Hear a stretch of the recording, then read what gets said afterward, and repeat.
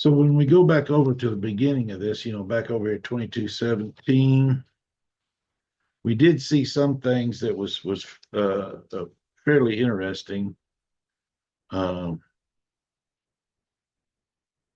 and one of them is, the Gentile can, bring an offering. Okay. So the Gentiles can bring an offering to the temple, and to this burnt offering. One of the things that is still applicable for the righteous Gentile is that, we can still uh, do a burnt offering now on a field altar. The Jewish people, once they established the temple, they established that all the sacrifices have to be done there. That's what they established. When the temple is destroyed or gone away, their process of sacrifice offering is on hold. They can't have a substitute area. They can't do other things to fulfill these requirements of these animal sacrifices. Okay. Mhm. The righteous Gentile does not fall underneath that. They are still allowed what is called a field altar. Okay. They can still do a burnt offering on a field altar anywhere in the world. And they can offer that. So there is still some of this that is applicable for a for the righteous Gentile, those that are keeping the 7 laws and are living a righteous life. They can engage in this. I did a lot of research on it. We've actually done it many times when we were living out in the country. And we raised sheep. So we had sheep, we had we had a field altar, we done all of these things. And I tell you what, it was a fantastic experience when when you fight to raise animals and keep them all alive and keep them all healthy and keep them all fed. And then you've got to make that choice to take the best one out of the flock and offer it before Hashem. Okay. Mhm.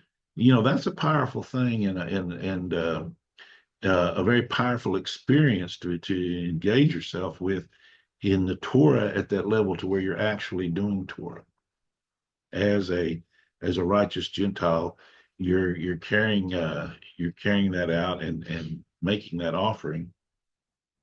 You understand, from just owning sheep and raising them and doing all these things.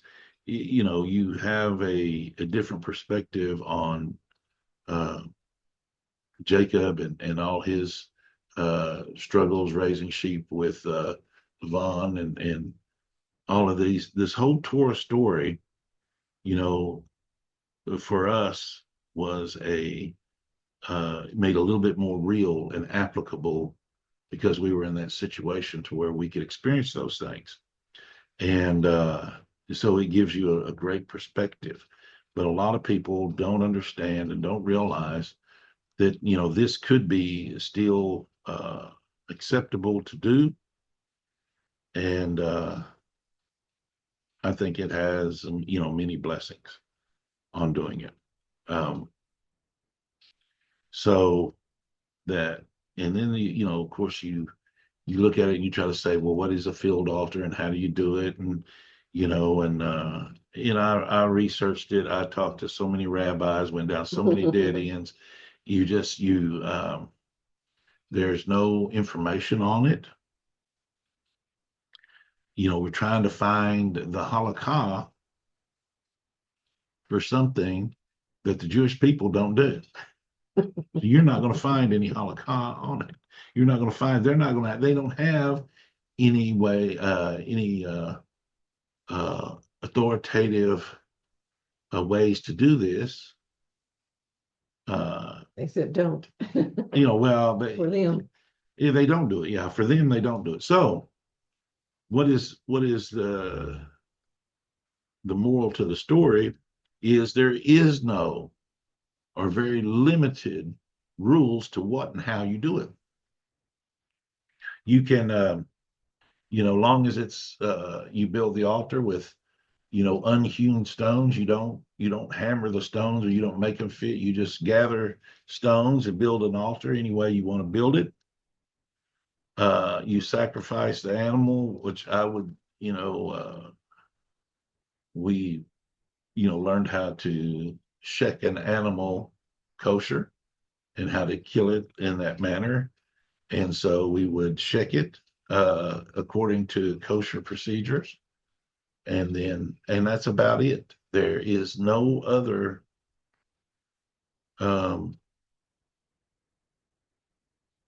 procedures that you have to follow, other than picking an unblemished animal, because as it said here, even the Gentile who brings up the offering, it has to be perfect for them as well. So you have to pick the best animal with no blemishes and bring it up there. It says, what is that verse? 22, 25. And even from a Gentile, you must not offer up food to your God from any animal of these blemished animals, for since they are affected by their mutilation and their blemish, they will not act as an appeasement for you. So let's see if anybody's saying anything else on these sacrifices or any other. So, I know that Dixie kind of has this procedure down, but it works best, when answering questions to bring stuff out. So if anybody has a question, y'all feel free to ask or discuss or make a comment on what you'd like to do. And so I just want to invite everybody to make sure that you can feel free to participate with any question. There's It was talking in here about the Nevela a while ago. So be sure to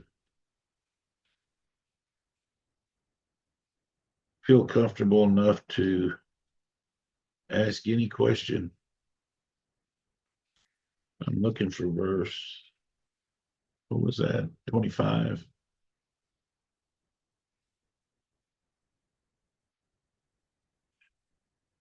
This book. I get to the right chapter. Keeps turning on me.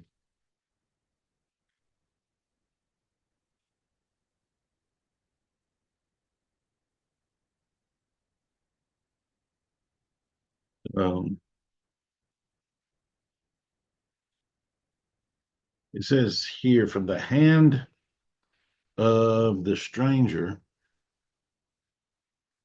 verse 25.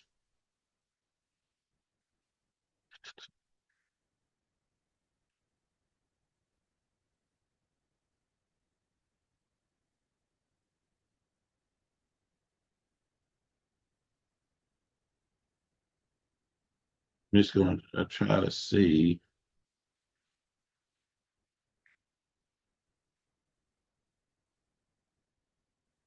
So from the hand of a stranger, you may not offer up the food of your God from any of these from their corruption. This is just a different translation.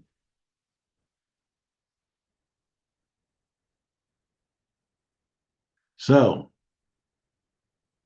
when it's talking about the stranger here in verse 25, It's talking about the Ben Nokre. Okay. So this is the guy that is the way I like to explain this person, the Nokre, is he's the guy that these Jewish people can't really trust. I mean, he acts like a good guy, but we don't know what he does, or the Jewish people would say we don't know what he does when he goes over to Uncle Mac's house. Who we know is an idolater. Okay, so what's he going to do over there at his house? Is he's going to act as he's going to participate in idolatry? Then when he comes over to here, he wants to offer a sacrifice. Okay, and so they accept the sacrifice from this guy. He's not committed to keeping the seven laws. Um, he's not trusted in keeping them, but yet they'll take the sacrifice from him. So even from this guy, even from this Nokre, so when it says from the hand of a stranger, and of course, stranger here, you would think is from the hand of a ger, because the word ger means stranger. But when you go and look at the translation here, they translate this ben Nokre as a stranger, which is fair, which is correct, but it's just a little confusing because he's not a ger. You may not offer the food, but even from this guy, they take the offering and but it has to be perfect.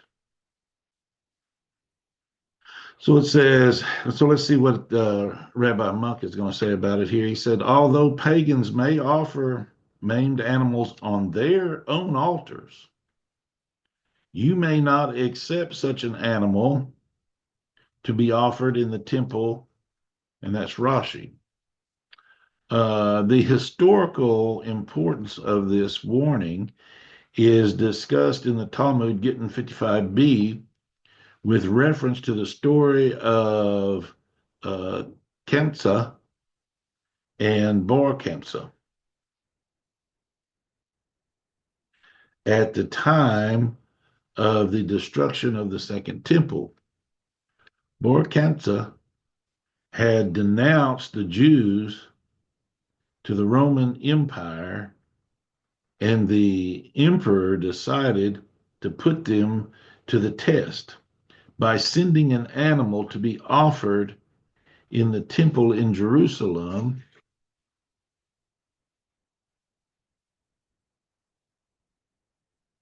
While en route, Bar Kamsa deliberately made a blemish in the animal by cutting its upper lip, thus rendering it unfit for sacrifice according to the Jewish law, although not according to accepted pagan practices. When the animal was brought to the temple, opinions were divided among the Jewish leaders as to the visibility of the offering, the, the advisability of offering a maimed animal under these dangerous circumstances. Okay. So is the Roman emperor going to be offended? Rabbi Zachariah ben Avkolos opposed it, despite the potentially grave consequences of arousing the emperor's anger. His position was based on this verse, which forbids accepting a flawed sacrifice from a pagan. Okay. So it was So he was testing him. yeah, he did test him. But there was a whole lot of tests going on. The emperor was testing them, and then Bar Kamsa tested them as well to see if they're going to follow the Torah or do what the emperor wanted. That's right. All right, so let's see if there's anything else.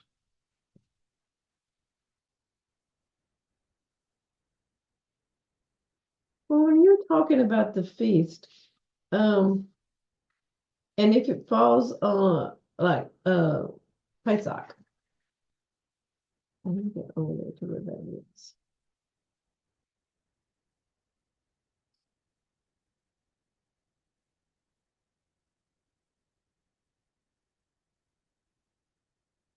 It says, and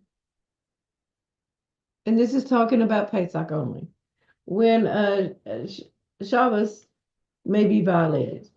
Once the base din designated Rosh Kadesh, they sent messengers to uh, Jewish communities, both near and far, to inform them of the timing of Rosh Kadesh, which in turn determined the timing of the festivals. Because the Rosh Kadesh is the new moon. Right. Okay. Okay, so the witness who saw the new moon call could, if necessary, violate Shabbos to travel to testify in the Beit Din so that it would designate Rosh Kadesh in its proper time. This is revived from the Pesach, which says, these are the appointed festivals of Hashem that you are to designate them in their appropriate time. Okay. Um, so overriding the Shabbos in 6 is talking about um, because we have to for the it says you shall eat mitzvah on the for a 7th day matzos for a 7th day period. So it says throughout most of where is it? It's permitted to on Shabbos to produce matzah to fulfill the mitzvah for eating matzah on Pesach. That is, if someone had no matzah on the first night of Pesach, which fell on a Friday night, he would be permitted to grind grain, sift flour, and knead and bake the dough so that it would fulfill the mitzvah. According to this opinion, of some applies of the same applies to the mitzvah of sukkahs. There too, if someone did not have the sukkah, he would be able to build one on Shabbos. He derives this law permitting building a sukkah on Shabbat from scripture. And that footnote is 277, and that comes from Shavuot's 131a. I mean 131b. And that's only so that you can on the matzah, so that you can fulfill that mitzvah. Mhm. And do that. Well, this year it was really Pretty hectic. yeah, pretty hectic because they had to have everything prepared before they lit the Shabbos candles for both Shabbos and then go straight into the Seder on Saturday night and on. So there was a lot of cooking going on Thursday and Friday. Yeah. A lot of crock pots lit up. All right, so I think it's a good idea probably to go ahead and talk about, since we're here at this portion and talking about, how the righteous uh, non-Jewish people and their involvement in Shabbat and the feasts, and because you're going to hear a lot of people with a lot of different opinions. There's some that say, yes, you can do Shabbat, you can do all of these different things, you can do the feast. And then you're going to hear those that say you can't. Okay. Everybody struggles with that. Everybody deals with these people that these rabbis have two different views. And so what's going on? And what's going on is you have one set of rabbis, a very small group, but very active in trying to say that say that they're going to use the most stringent halakha that prevents you from doing Shabbat in any way, studying Torah in any way, doing these feasts in any way, da da da. Okay. Then there's ones that have, which is probably very few as well, that take a very liberal, lenient view and say, oh, you can do all of that. It doesn't matter. And then of course, you have those ones that probably take a more moderate stance. And so, one of the ways I'd explain this stance is that when we observe a Shabbat or even a feast or anything we're doing it as a memorial to Israel. And there's no prohibition that says we can't do that memorial. Okay. We do it as a memorial to that. Now, specifically with Sukkot, that was given to the Gentiles. Yes. And there's a passage in the Talmud that talks about this idea of where they give them the Gentiles this feast to do because they said it was an easy feast. It wasn't expensive. It wasn't hard to do. Go build you a little sukkah, go sit in it, eat out there in it, do, whatever. And, how hard can it be? So when the Gentiles went and done it, God heated up the day, and they're sitting out there, they're burning up, they're sweating out there in this little sukkah that they got, and they get mad and storm out, and kick the thing down, and didn't do the mitzvah because it was too hard for them. So there's this whole story, and that's the difference between the Ger Ger Garim of the day and the Ger Ger Garim of the night, and who's doing. So this idea of the Ger Ger Garim of the night, those Ger that come in and attach to Israel before the Messiah comes, they're coming in, and they're coming in during the night. When he gets here, everybody's, hey man, I'm with you. I was always with you, whoever comes up. But the ones that say, we're struggling through this Torah, we're trying to connect with this Torah, we're trying to attach to Israel, we're trying to be righteous, from among the nations, and we're connecting to these times within the Torah, and we're performing these festival days as a memorial to Israel. Why is that important to do? Because I'm telling you, it is very important to understand the times of the Torah. Understand these times. 6 days, seventh day. Okay? These are formulas. On the 15th month, at this particular time, on this month, this feast, this coming in, this is, how all these do it.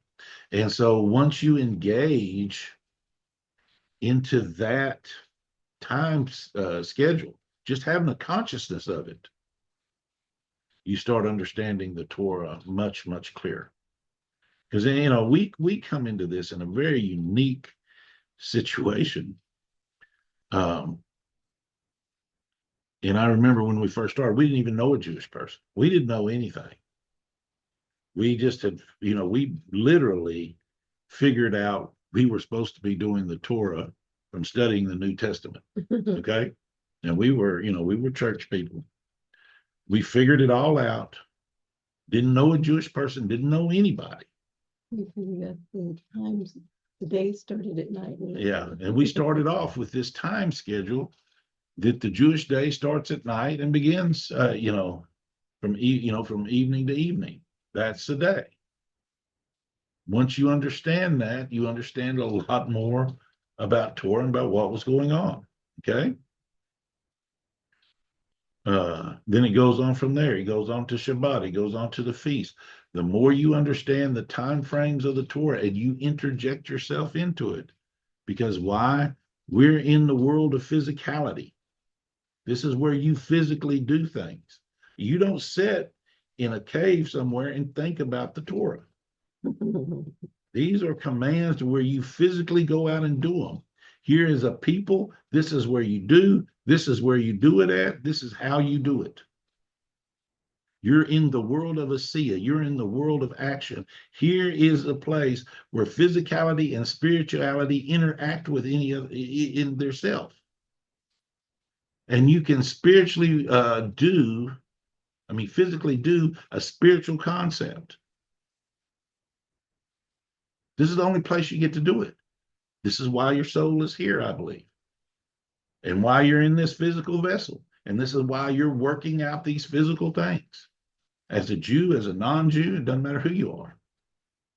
So, what I'm saying all of this just to let you know that engaging physically in the Torah in these times and recognizing these time frames, and you're not obligated to do it like a Jew is doing it. You're not obligated to do Shabbat from a halakhic rabbinical perspective. You're not obligated to do that. If that's what you want to do. We wouldn't be here. Yeah, we wouldn't be online right now doing all this if we were. But that don't mean we can't designate this time of Shabbat. When it begins, when it ends. Very important, the times. Now, the rabbinical prohibition of using electricity on Shabbat. I mean, if you want to take that on for some reason,